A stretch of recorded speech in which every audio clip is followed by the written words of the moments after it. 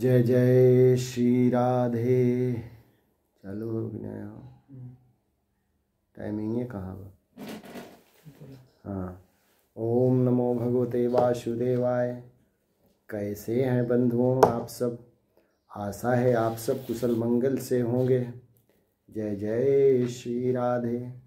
बंधुओं, आज हम थोड़ा सा प्रकाश डालेंगे मंगलमय जीवन मृत्यु।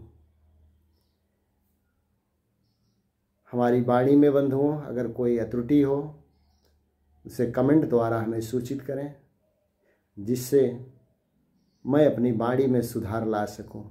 सभी बंधुओं को जय श्री राधे, जय श्रीमन नारायण।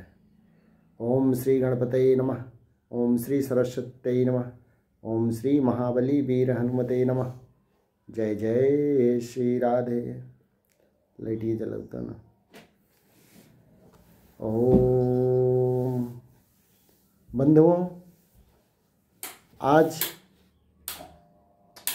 नीचे वाला है हर वाला। आज हम जीवन और मृत्यु के बारे में विचार करेंगे। बात तो बहुत छोटी है मगर बड़ी ही अटपटी है, झटपट समझ में नहीं आती। अगर एक बार समझ में आ जाए तो जीवन की सब खटपट मिट जाएगी। इस रहस्य को न समझ सकने के कारण हम अपने को सीमित देश काल के भीतर एक सामान्य श्रोता के रूप में यहाँ उपस्थित मान रहे हैं।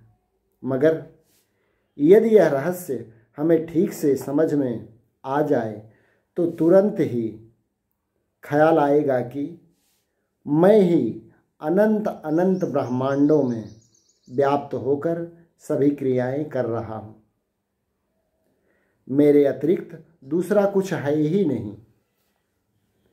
तो फिर जीवन किसका और मौत किसकी? बंधुओं, इस प्रकार गौर से समझिएगा। हम आपको मृत्यु के प्रकार बता रहे हैं। मृत्यु कितने प्रकार की होती है? मृत्यु पर बंधुओं भिन्न भिन्न दृष्टि से विचार कर सकते हैं हम। अब पौराणिक दृष्टि से अपने इष्ट की स्मृति, इष्ट मतलब बंधुओं भगवान परमात्मा, पौराणिक दृष्टि से अपने इष्ट की स्मृति ही जीवन है। मतलब इष्ट का ख्याल, इष्ट का ध्यान, भगवान का ध्यान, भगवान का ख्याल ही इंसान का जीवन है।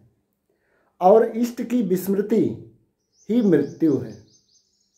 अर्थात जो भगवान को न याद करे, परमात्मा को न याद करे, गुरु को न याद करे, धर्म काम में निरंतर प्रगति न बढ़ाए, तो वही एक प्रकार की मृत्यु है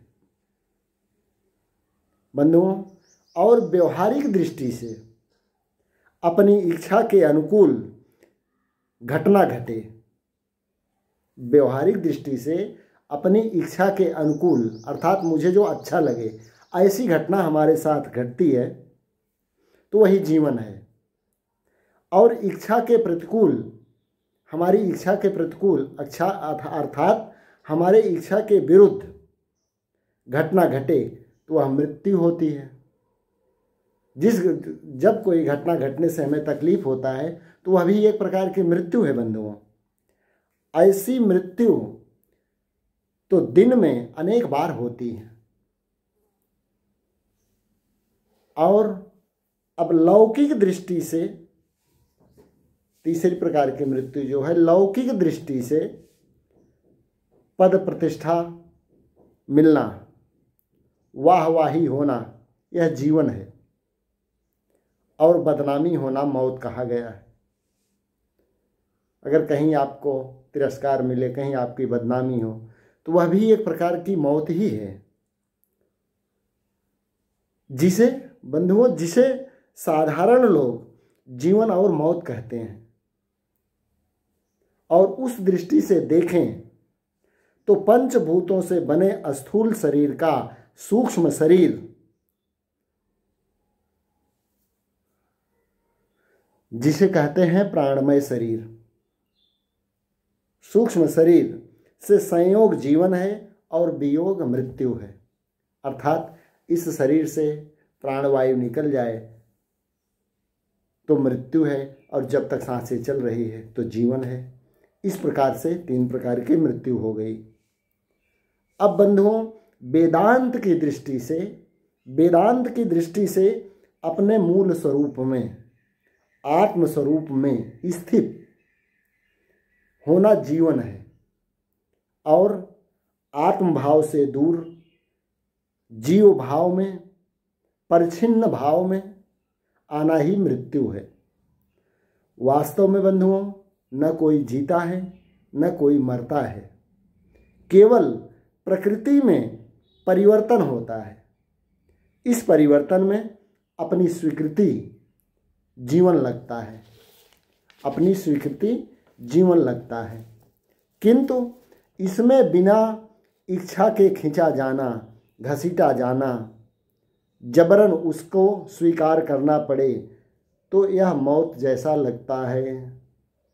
बंधुओं, जगत में जो कुछ दृष्टिगोचर होता है वह सब परिवर्तनशील है। दूसरे शब्दों में वह सब काल के गाल में समाता जा रहा है। चहचहाते हुए पक्षी, भाग दौड़ करते हुए पशु, लहलहाते हुए पेड़ पौधे व वनस्पति,